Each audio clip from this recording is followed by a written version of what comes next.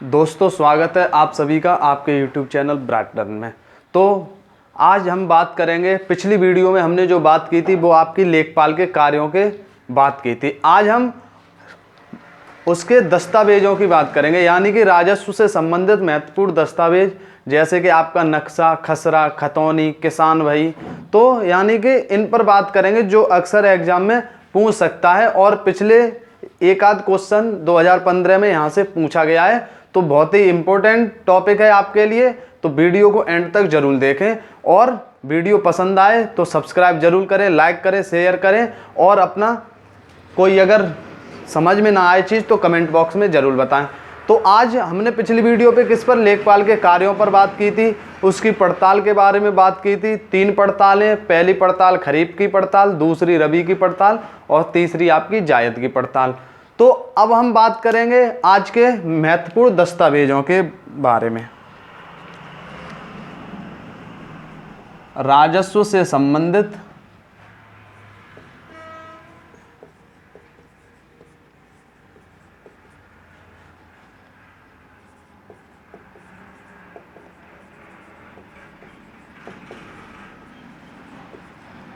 महत्वपूर्ण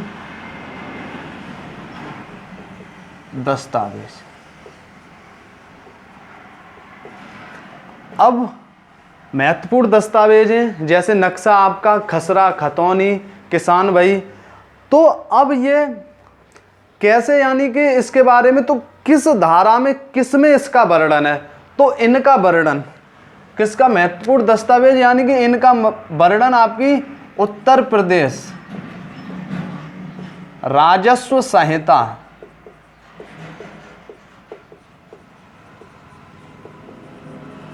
2006 में इनका वर्णन है।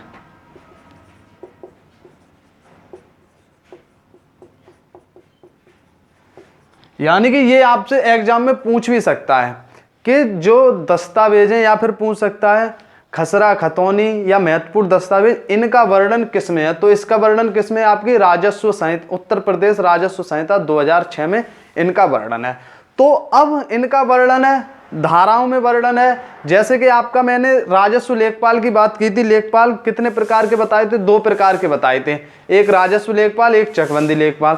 तो राजस्व लेखपाल का वर्णन किसमें, उत्तर प्रदेश राजस्व संहिता 2006 में, और धारा कौन सी थी आपकी, 16(2) धारा थी। उसी प्रकार चकबंदी लेखपाल के पद का वर्णन, यानी कि उसका चकबंदी, उत्तर प्रदेश चकबंदी अधिनियम 1953 के कार्यान्वयन हेतु किया गया। तो इसी प्रकार दस्तावेजों के बारे में पूछ सकता है कि इसके दस्तावेजों का वर्णन किसमें है, तो आपका उत्तर प्रदेश राजस्व संहिता 2006 में। फिर अगर अलग अलग पूछेगा तो उसके बारे में हम आगे चर्चा करेंगे, वो भी आपको बता देंगे। तो सबसे पहले हम आपके नक्शे के बारे में बात कर लेते हैं। गांव का नक्शा,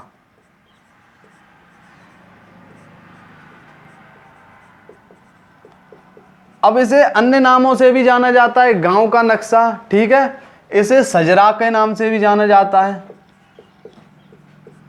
किसे, गांव के नक्शे को। तो प्रत्येक गांव का एक नक्शा होगा जिसमें क्या होगा, उसके वर्णन होगा, भूमि का वर्णन होगा, उसकी सीमाओं का वर्णन होगा, ठीक है। तो ये किस में है, तो ये उत्तर प्रदेश की राजस्व संहिता धारा 30 में वर्णन है इसका। आपको याद रखना है कौन सी धारा, धारा 30 में वर्णन है। पूछ सकता है एग्जाम में कि सजरा यानी कि गांव का नक्शे का वर्णन उत्तर प्रदेश राजस्व संहिता 2006 की किस धारा में वर्णन है, तो आपका धारा कौन सी है, 30 में वर्णन है। किसका, गांव के नक्शे। यार गांव के नक्शे को ही दूसरा नाम क्या किया जाता है, तो उसे क्या बोला जाता है, सजरा बोला जाता है। तो इसमें क्या क्या होता है आपका, तो सबसे पहले अगर इसमें बात आए तो इसमें किसान व गांव की भूमि का नक्शा, किसका, यानी कि किसी किसान की भूमि कहां पर है उसके बारे में नक्शा होगा आपका, ठीक है। गांव की भूमि का नक्शा होगा, और दूसरा क्या होता है, गांव की सीमाओं, गांव की सीमाओं का नक्शा, यानी कि गांव की सीमा किस किस से लग रही है, कोई गांव है उसके बारे में, जो भी जिस प्रकार का नक्शा हो आपका इस प्रकार का हो सकता है। ये आपका गांव है, गांव से संबंधित भूमि, यानी पूरे गांव का नक्शा एक। ठीक है, उसके बाद क्या होता है, आपने देखा होगा रास्ता, तालाब आदि का नक्शा। आप देखते होंगे कि मार्ग, जैसे कि गांव में कहां कहां से आपके मार्ग गुजर के गए हैं, ठीक है, कहां कहां पर आपका तालाब है, इसके बारे में किस में जानकारी मिलेगी आपकी, गांव के नक्शे में या सजरा में। और दूसरी चीज आपकी, ये किस पर होता है, ये गांव का सजरा होता है, ये कपड़े पर बना होता है।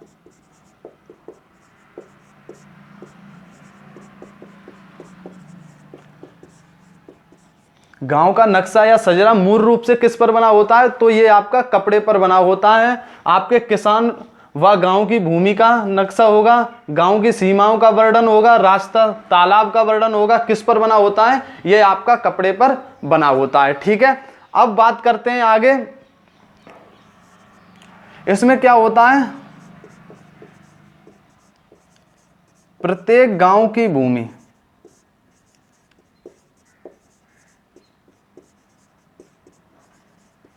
को छोटे छोटे प्लॉटों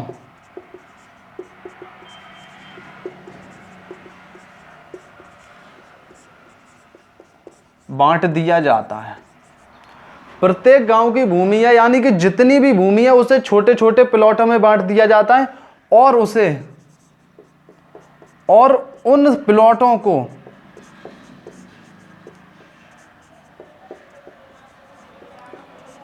एक नंबर दे दिया जाता है,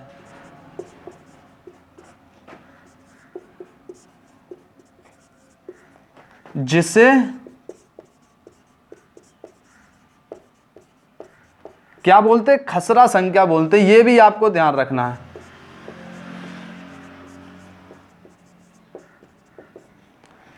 ठीक है, क्या बोलते हैं उसे, खसरा संख्या बोलते हैं। किस प्रत्येक गांव की भूमि को, यानी कि गांव आपका बड़ा होगा, ठीक है, उसमें बहुत भूमि होगी, तो उसे आसान करने के लिए, छोटा करने के लिए क्या करते हैं, भूमि को प्लॉटों में बांट दिया जाता है, छोटे छोटे प्लॉटों में, और प्रत्येक प्लॉट को एक खसरा संख्या दे दी जाती है, अलग अलग खसरा संख्या। अगर 2 प्लॉट हैं, 10 प्लॉट है, तो उसमें से कोई ऐसे 2 प्लॉट नहीं हो सकते जिनकी खसरा संख्या एक ही हो, 10 की कैसी होगी, अलग अलग होगी। ठीक है, उन प्लॉटों को एक नंबर दे दिया जाता है, जिसे खसरा संख्या कहते हैं।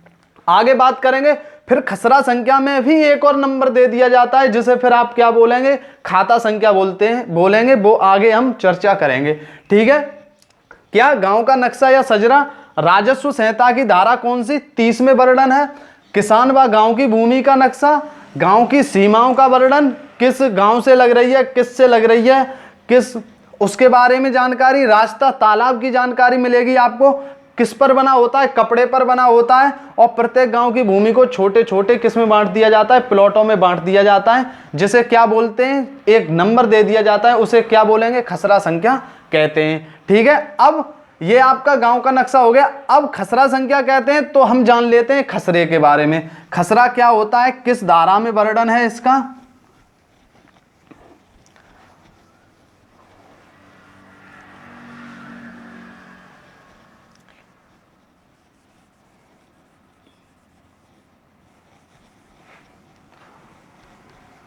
अब बात करते हैं हम किस पर, खसरा।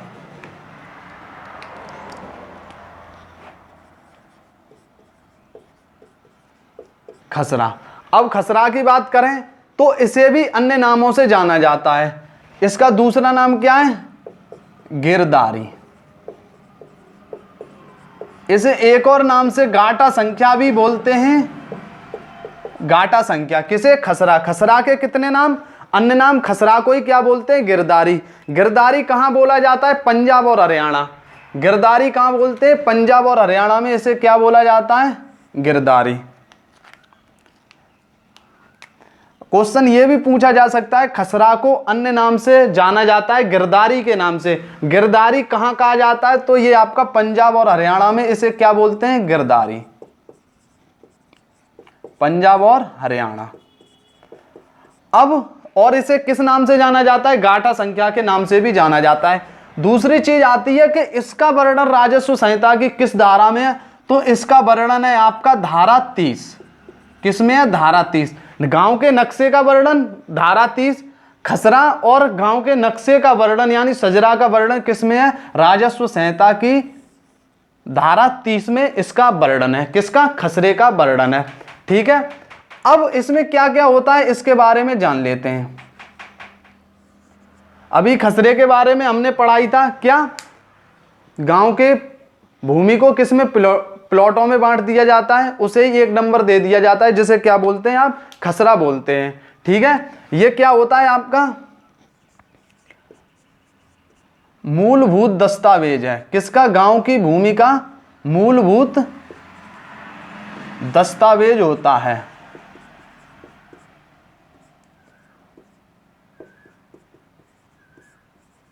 गांव की भूमि का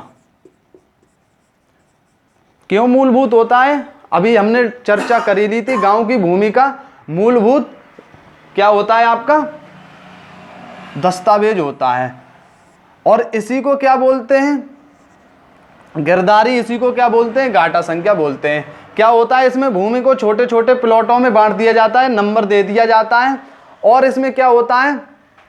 इससे संबंधित आपको ध्यान रखना है, खसरे को भी विभाजित कर दिया जाता है। और इसमें क्या किया जाता है? इसे एक संख्या दे दी जाती है, खाता संख्या। वो खाता संख्या आपकी किस में आ जाएगी? वो आपकी आ जाएगी खतौनी में। ठीक है, किस में आ जाएगी? खतौनी में आ जाएगी।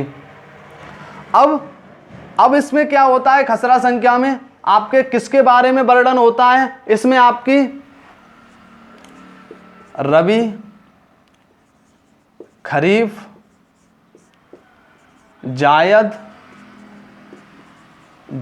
की फसल का ब्यौरा। पिछली वीडियो में हमने लेखपाल के कार्यों में बात की थी। रबी की फसल, जायद की फसल और आपकी खरीफ की फसल। रबी की फसल में आपकी किस किस की फसल आ जाएंगी? जैसे कि आपके गेहूं हुआ, मटर हुई, गेहूं, मटर, जौ आपके किस में आ जाएंगे? रबी की फसल में आ जाएगी। खरीफ की फसल में क्या? मक्का, बाजरा आ जाएगी। जायद की फसल में आपके तरबूज, खरबूज आ जाएंगे। ठीक है, इसमें क्या होता है? और भूमि का क्षेत्रफल, भूमि का क्षेत्रफल किस में होता है? हेक्टेयर में होता है। इसमें जो किसान की भूमि होती है उसका आपका क्षेत्रफल किस में होता है? वो आपका होता है हेक्टेयर। किस में होता है? आपका हेक्टेयर में होता है। गांव की किसानों की भूमि का क्षेत्रफल किस में होता है? आपका हेक्टेयर में होता है। अब इसमें बात कर लेते हैं आगे। इसमें कॉलम होते हैं यानी खानों की संख्या क्या होती है? इसमें स्तंभों या कॉलम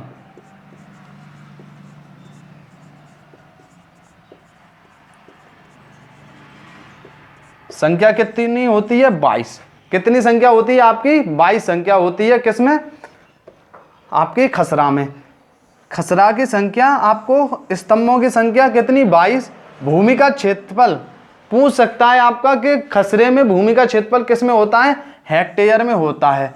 और क्या होता है आपका? रबी, खरीफ, जायद की फसल का ब्यौरा होता है। ये गांव की भूमि का मूलभूत दस्तावेज होता है। और क्या होता है? इसका दूसरा अन्य नाम क्या है? गिरदारी। और दूसरा नाम क्या है? गाटा संख्या। गिरदारी कहाँ बोलते हैं? आपके पंजाब और हरियाणा में। किस धारा में वर्णन है इसका? आपकी धारा 30 में वर्णन है। भूमि का वर्णन हो गया आपकी जायद, यानी कि जायद, रबी, खरीफ आदि का वर्णन हो गया। ठीक है, अब इसे किसमें? इसके खसरा संख्या को भी बांटा जाता है, उसे खाता संख्या बोलते हैं, उसे खतौनी। तो अब बात कर लेते हैं खतौनी। खतौनी किसे कहते हैं?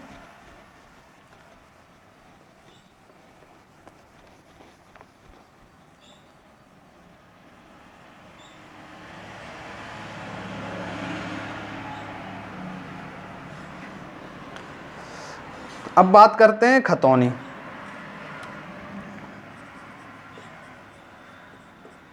खतौनी को अन्य नाम से क्या जाना जाता है? जमाबंदी भी बोलते हैं। क्या बोलते हैं इसे? जमाबंदी बोलते हैं। और एक अन्य नाम क्या होता है? खाता संख्या।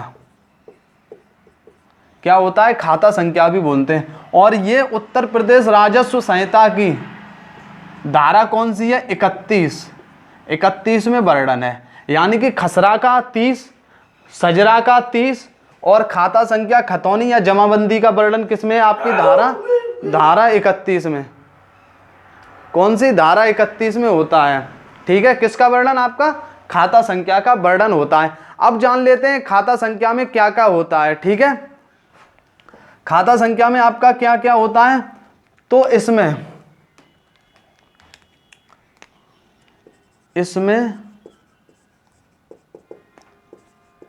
संयुक्त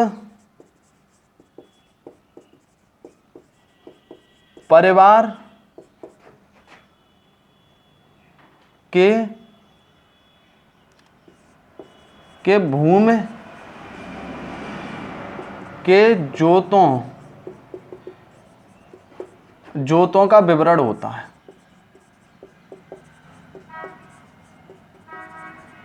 किसका? जोतों का विवरण होता है। ठीक है, किसमें? खतौनी में आपके संयुक्त परिवार, यानी कि अगर भूमि का आपस में बंटवारा नहीं हुआ है तो उसके संयुक्त परिवार, यानी कि पूरे परिवार, दादा परदादा पिताजी लड़के, यानी कि उनकी भूमि का इकट्ठा, यानी कि एक ही खतौनी में आपका विवरण मिल जाएगा। किसमें? आपका खतौनी में। कौन? इसका दूसरा नाम क्या है? जमाबंदी भी इसका दूसरा नाम है। और इसका अन्य नाम क्या है आपका? इसका अन्य नाम आपका खाता संख्या भी है। किसका? खतौनी का नाम है। ठीक है, अब इसमें अगर बात करें, इसमें कॉलम की संख्या क्या होती है? इसमें कॉलम या खानों की संख्या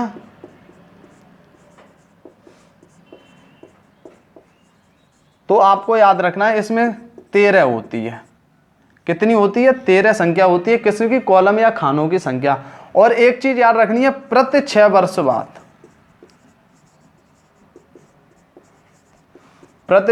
बाद इसका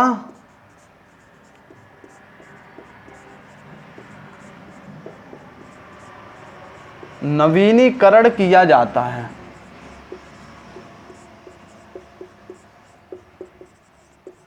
आपको याद रखना है कितने वर्ष बाद? तो इसके प्रति 6 वर्ष बाद इसका नवीनीकरण किया जाता है। यानी कि प्रति 6 वर्ष, यानी कि 6 वर्ष के अंदर क्या होता है? आपकी जमीनों का बंटवारा भी होता है, उन्हें अलग खाता संख्या दी जाती है, यानी कि खाता संख्या आपकी बदल जाती है। अगर आप देखते होंगे, अगर आपने शायद देखी हो खतौनी, तो जो पहले आपने अगर 6 वर्ष पहले देखी होगी, एक समय बाद कुछ समय पहले आपकी खाता संख्या कुछ और रही होगी।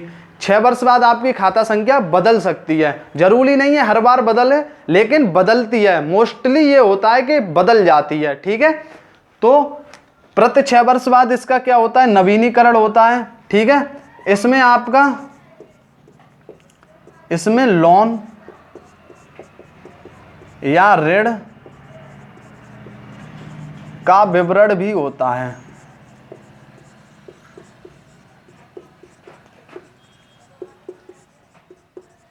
आपने अगर देखा हो, शायद कोई खतौनी निकाली हो, तो उसमें नीचे आता है कि फलाने सिंह अपनी भूमि को सेंट्रल बैंक ऑफ इंडिया में इतने रुपए लेकर बंधक करते हैं। तो इसमें किसका वर्णन आ जाता है? लोन का भी वर्णन आ जाता है। लोन या ऋण का वर्णन किसमें होता है? खतौनी में होता है।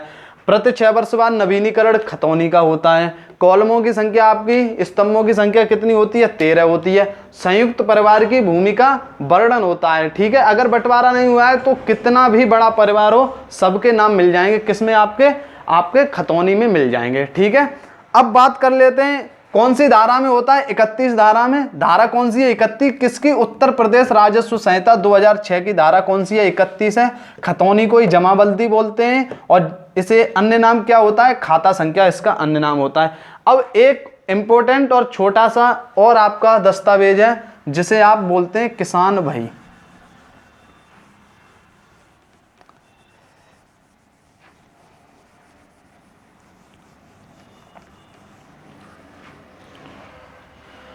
क्या है आपका? किसान भाई।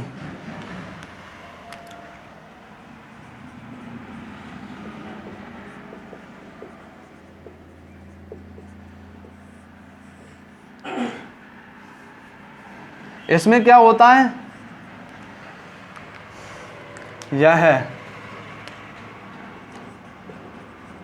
यह प्रत्येक किसान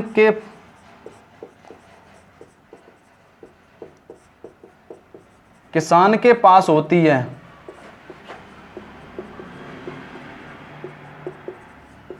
यानी जिसके भी पास भूमि है उसके पास किसान वही जरूर होनी चाहिए। और इसे कौन तैयार करता है, इसे लेखपाल तैयार करता है।